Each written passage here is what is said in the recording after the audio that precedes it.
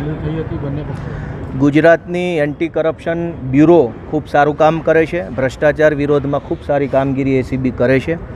અમે એસીબીની સાથે છીએ, પરંતુ સુરતમાં જે આમ આદમી પાર્ટીના કોર્પોરેટર ઉપર જે ભ્રષ્ટાચારનો કેસ થયો છે એ બિલકુલ ખોટો, ઉપજાવી કાઢેલો અને રાજકીય રીતે બદ ઇરાદા પ્રેરિત કેસ છે. અને આવા ખોટા કેસમાં એસીબીએ આમ આદમી પાર્ટીના વિપુલભાઈ સુવાગ્યાની ધરપકડ કરી, આજે કોર્ટમાં રજૂ કર્યા અને બધા દલીલો, પુરાવાઓ જે કાંઈ પણ હતા એ કોર્ટમાં રજૂ કર્યા. સામા પક્ષે વિપુલભાઈના વકીલ તરીકે માનની શ્રી વિલાસભાઈ પાટીલ અને હું અમે સાહેબને રજૂઆતો કરી કે આ કેસ ખોટો છે, કેવી રીતે ખોટો છે, કેવી રીતે આ રાજકીય બદ ઇરાદા પ્રેરિત કેસ છે, કેવી રીતે એક નિર્દોષ માણસને ફસાવવામાં આવ્યા છે. એ બધી જ અમારી દલીલો નામદાર અદાલતે ધ્યાનમાં લીધી અને પોલીસે, એસીબીએ 5 દિવસના રિમાન્ડ માગ્યા હતા, પરંતુ અમારી વિલાસભાઈની દલીલો ધ્યાને લેતા 1 પણ દિવસના રિમાન્ડ મંજૂર થયા નથી. રિમાન્ડ બિલકુલ નામંજૂર કર્યા છે અને ઉપરાંત એસીબીનો ખુલાસો પૂછ્યો છે ખોટી રીતે ધરપકડ કરવા બદલ.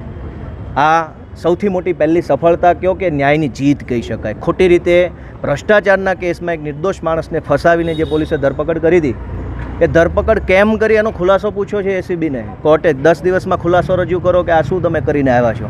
એ દર્શાવે છે કે જે કાંઈ કોન્ટ્રાક્ટ માફિયાઓ સત્તા પક્ષ સાથે જોડાયેલા છે એમણે ષડયંત્ર કરીને વિપુલભાઈને, જીતુભાઈને ફસાવાનું કામ કર્યું છે. આજે પહેલા દિવસથી જ તે ભાંડો ફૂટવાની શરૂઆત થઈ ગઈ છે.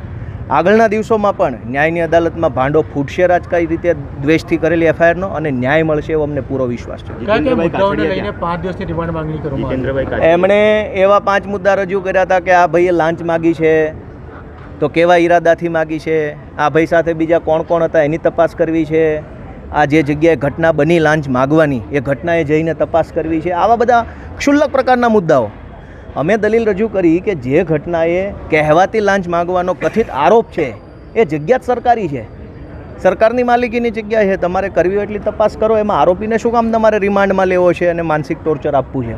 તો નામદાર અદાલતે અમારા બધા જ મુદ્દાઓ ખૂબ ગંભીરતાથી ધ્યાને લીધા અને ધ્યાને લઈને રિમાન્ડ તો નામંજૂર કરતા જ કર્યા, પણ પોલીસનો ખુલાસો પૂછ્યો છે 10 દિવસમાં કે કેવી રીતે આ ખોટી રીતે ધરપકડ કરીને તમે લઈ આવ્યા છો માણસને. એનો ખુલાસો પૂછ્યો છે. એનો મતલબ એમ કે એસીબી સારી કામ કરે છે. એસીબી પ્રત્યે અમારો કોઈ આરોપ નથી. એસીબીનો અમે આભાર માનીએ છીએ અને હજુ સારા કામ કરે, ભ્રષ્ટાચારીઓને પકડીને જેલમાં પૂરે. પણ રાજકારણના પ્રેશરના કારણે મને જે કાંઈ ઘટના બની છે, રાજકારણનો ભાંડો આજ પહેલા દિવસથી ફૂટી ગયો છે. જીતેન્દ્રભાઈ કાછડિયા, જીતેન્દ્રભાઈ હમણાં સુધી એના ઘરે હતા, સવારે હું ગયો ત્યારે બેઠા હતા, પછી હમણાં ક્યાં ગયા એ મને બહુ એની જાણકારી છે નહીં. વિપુલ સુવાગિયાને એસીબીના કેસમાં ધરપકડ 11 લાખની લાંચના પ્રકરણમાં ધરપકડ કરવામાં આવેલી અને 5 દિવસના રિમાન્ડ માંગવામાં આવેલા. અને આરોપી તરફે ગોપાલભાઈ ઇટાલિયાએ દલીલ કરેલી અને એમને દલીલમાં જણાવ્યું કે આ જે અશફાક આલમનું જજમેન્ટ છે નામદાર સુપ્રીમ કોર્ટનું, તેનું પાલન એસીબી પોલીસે કરેલ નથી. ધરપકડના કોઈ કારણો જણાવેલા નથી ને સીધી ધરપકડ કરી દેવામાં આવેલ છે, જે ધરપકડ ગેરકાયદેસર છે.